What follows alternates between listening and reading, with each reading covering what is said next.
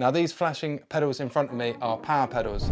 Most of us probably know that much, but a lot of us won't be sure whether to jump in and invest and get these things or whether we don't need them. So a lot of the enthusiast cyclists out here will really be in two minds about investing in these things. And you're not sure whether it's just for real top end pro cyclists or those Cat 1 sort of cyclists that really need to know all that data, or whether it's going to help you out as well. Now they're coming down in price dramatically, especially over the last few years, which obviously means even more of us are going to be thinking about getting them. I have never really used power out on the roads in real life, but I'm very used to it on Zwift and using it on the turbo. And it's after seeing all these figures on the screen in front of you where it actually gets quite fun. I know sitting on a turbo isn't so fun, but it is seeing these on platforms like Zwift that really makes you want to see what you're doing out in the real world. But fundamentally, this video is going to be about my first impressions of actually using power in the real world. So basically more of an enthusiast look at power. So there's loads of different ways of measuring your watts and power out in the real world.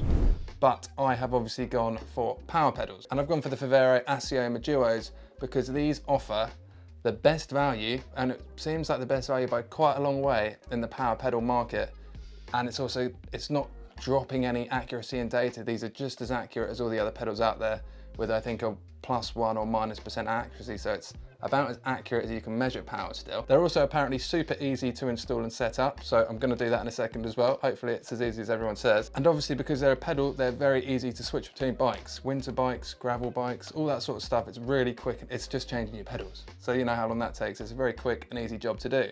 So a lot of bonuses there by choosing power pedals. So I've been charging them for a little while now. Don't know what the battery levels are, but let's set them up. So I'm just downloading the app, searching for Assioma. Turn them on, searching. There we go. Connect, pretty simple so far. Connected, got to activate your pedals. Do that now, perfect. I'll do a bit of calibrating later, I presume. Firmware updated. Okay, so now I'm going to use a wire for this one. Turn that on. Bear me a second, they always take a little while to warm up these things, don't they? Still warming up. Adding a sensor. Hold next to sensor. Oh, they've turned off in that Wahoo warming up time. Wake them up again. So I don't know if you can see that, but it says save power. Save it. Add power data fields to pages. Yes. We're ready to go. So, goodbye old Shimano pedals. Move up the threads a little bit. And we're ready to go. So you're not quite ready because I need to change my cleats, but look at the state of these bad boys. They could do with a quick change anyways. Hello, fresh new look cleats. And before we go, a quick calibration. Calibrating, hold it still for a second.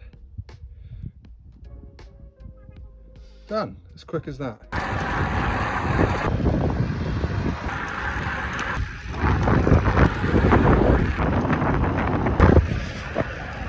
So I've just come back from my first ride out on the road using a power meter, and I've got to say my first impressions were pretty good. I enjoyed a lot of what it had to offer. There's quite a few surprises that I actually quite liked about it. There's things that I wasn't expecting. First one is the fact that I quite like the fact that riding your bike is simple. You get on it, you go and ride, you have your head unit, and the thought of adding more electrics and technology to this, it's like almost like takes that away from it. But realistically, once you've got these things set up, you turn your head unit on, it auto connects. It's got 50 hours worth of battery, so you really don't have to charge it much, and the charging is just as simple as charging up your DIT. You just hook on the connectors and you're good to go. So it really isn't another thing to think about, which I really liked. The only thing you've got to do is calibrate it, and when you hear the word calibration, it sometimes makes you think, oh God, that's going to take a while, that's an annoying thing to do. So easy.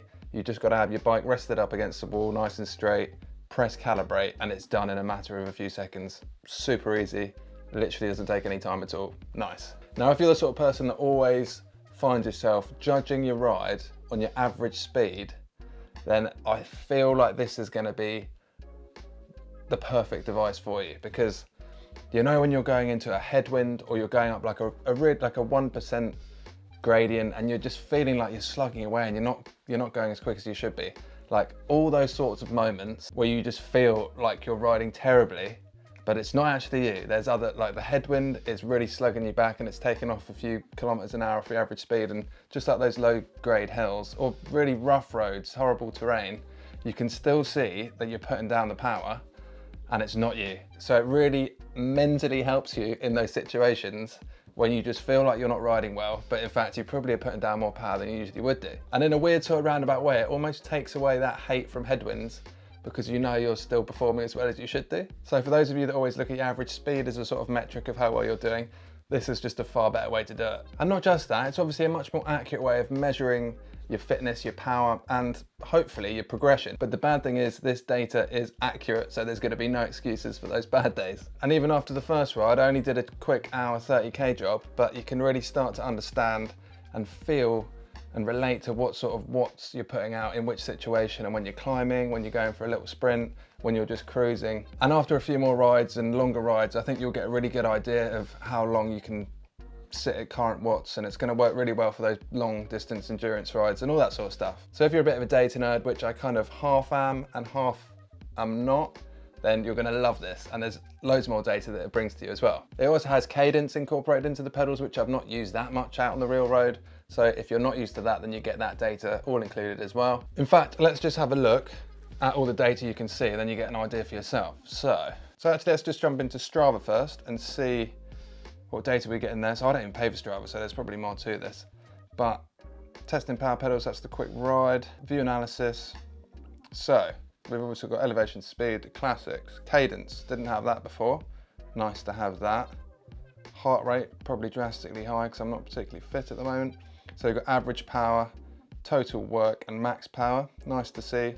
Yeah, I need to pay for a little bit more. So let's jump into the Element app, the Wahoo app, which I think should have all the data in there. So that's it. So it's a little hour jobby there. We've got speed as usual. We've got power metrics.